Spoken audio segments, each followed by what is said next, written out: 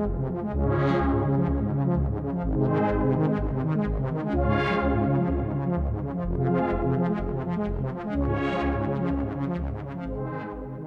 nostalgie chez Colette est essentiellement littéraire. On sait qu'elle n'est pas beaucoup revenue à Saint-Sauveur une fois mariée, et on sait aussi qu'elle n'est pas beaucoup revenue voir sa mère à partir du moment où elle a vécu à Paris.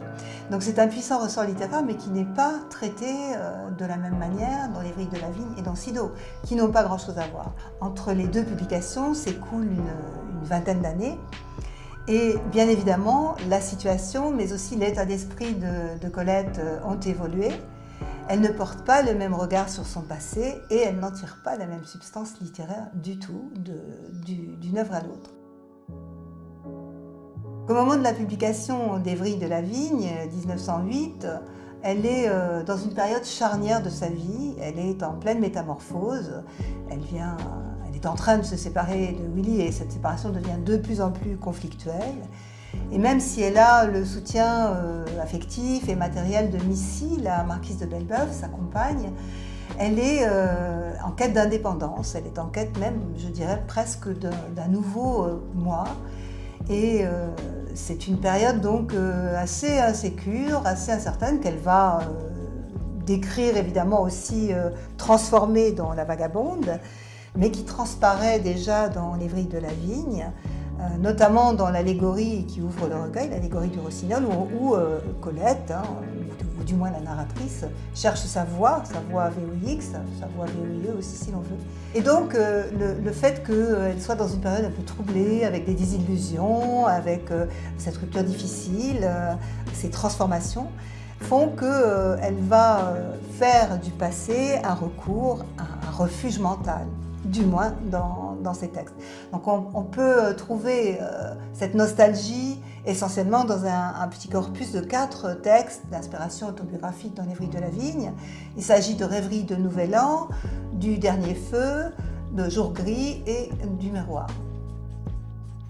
Et si on veut essayer d'analyser ce motif de la nostalgie, on va pouvoir trouver essentiellement 4 thèmes dans ces textes. Le premier, c'est celui de la fuite du temps. Et c'est très clairement exprimé dans Rêveries de Nouvel An, où elle dit à quoi bon compter les années ont changé durant que moi je changeais, approximativement, je cite de mémoire. Et on sent vraiment que cette fuite du temps l'atteint, qu'il y a une sorte de crainte de vieillir et que peut-être cette crainte de vieillir, cette fuite du temps, génère cette quête d'un ancien moi, qui est en gros le deuxième thème, la quête du moi ancien, de l'enfant pur, de l'enfant heureuse. Colette a toujours un peu attribué la pureté à l'enfance et l'impur à l'âge adulte, pour simplifier les choses. Donc elle regrette cette période bénie où elle était une enfant sans les scories de la femme. Donc ce regret de ce moi ancien, elle l'écrit aussi dans une formule qui est assez laconique mais très parlante, puisqu'elle se revoit comme une enfant très aimée entre des parents pas riches qui vivaient à la campagne parmi des arbres et des livres. Et moi, je pense que c'est en tout cas la définition que Colette donne du bonheur enfantin.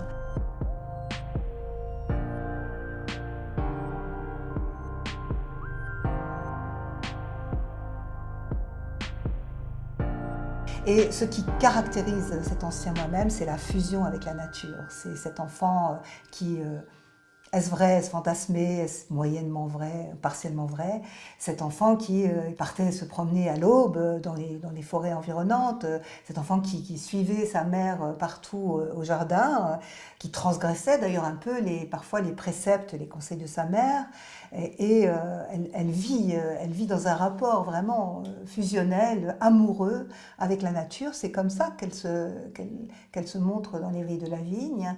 Et donc le quatrième thème qui découle du précédent, c'est la nostalgie du pays natal, la perte du paradis, le paradis perdu. Et c'est évidemment le texte Jour Gris qui va développer le mieux et peut-être de la manière la plus exacerbée cette perte du paradis perdu. puisqu'elle fait de ce pays natal et du passé un véritable rival de l'amour qu'elle vit au présent. Dans Jour gris, elle s'adresse à son amante. Ces textes d'ailleurs sont dédiés à Missy. Elle s'adresse à son amante et elle la convie à une sorte de voyage mental dans le souvenir, dans ce pays.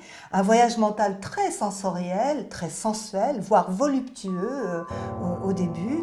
Elle l'ouvre en disant j'appartiens à un pays que j'ai quitté, donc elle en fait vraiment un rival de l'amour au présent. Et ce voyage mémoriel se termine là-haut dans la forêt oubliée des hommes, une forêt très ancienne, toute pareille au paradis.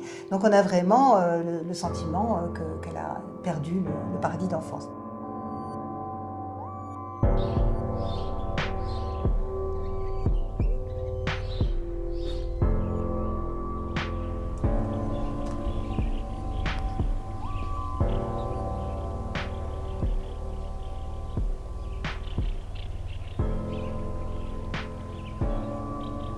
La nostalgie n'est plus du tout traitée de cette manière-là dans Sido. Sido est écrit 20 ans après. Et très curieusement, on a le sentiment que Colette, à 56 ans, a presque moins peur de vieillir qu'à 35. Il faut dire qu'elle est plus sereine, qu'elle est plus épanouie, effectivement, avec celui qui va être bientôt son dernier mari, Maurice Goudquet. Elle a connu la gloire, elle a déjà publié quelques chefs-d'œuvre.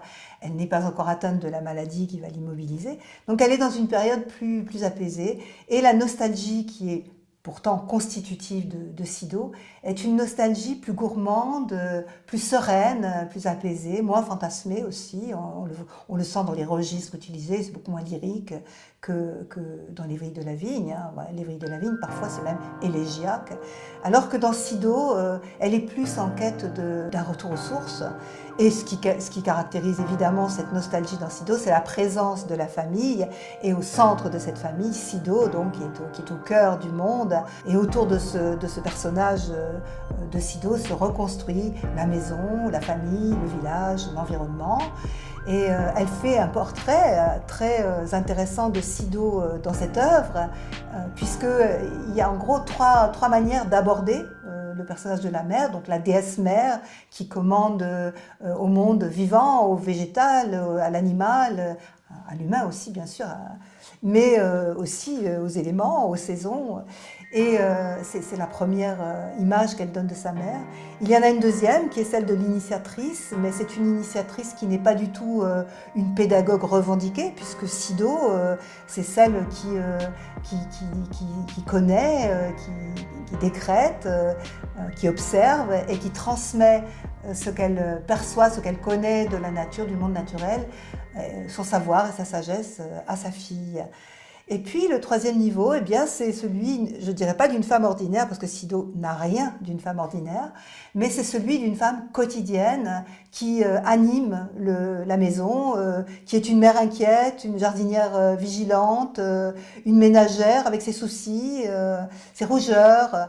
Donc ce triple portrait de Sido dans l'œuvre est à la fois sublimé et intimiste, ce qui le rend très très original. Peut-être encore plus touchant, à mon sens, est la redécouverte de son père, qu'elle se regrette d'avoir si peu connu, si mal connu, si méconnu, dit-elle, et dont elle s'avise à présent de tout ce qu'il lui a donné, de ce qu'il lui a transmis, de leur ressemblance, notamment l'émotion musicale et artistique, les échanges à propos de l'écriture.